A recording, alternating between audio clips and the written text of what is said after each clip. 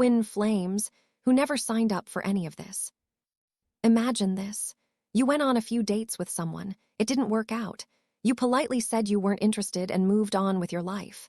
Normal stuff, right?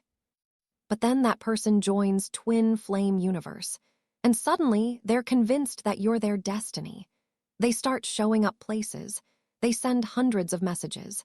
They create fake accounts to get around your blocks. They involve your family and friends. You tell them to stop.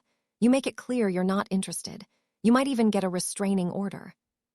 But they don't stop, because Jeff and Shalia told them that your rejection is just a test, that you're scared of the connection, that if they persist and do enough inner work, you'll eventually come around. This is stalking, full stop. And there are dozens of documented cases of this happening. People whose lives have been turned upside down, organizations that help people rebuild their lives. The most important thing is that they know someone cares, because isolation is what keeps people trapped. Section 11, the legal situation. You might be wondering, how is this legal? How are Jeff and Shalia not in jail? Unfortunately, the law moves slowly with cults. Religious freedom protections make it hard to prosecute spiritual groups. As long as they're not directly inciting violence, they can get away with a lot. However, things are starting to change. The Netflix documentary brought mainstream attention to Twin Flame Universe. Former members are speaking out.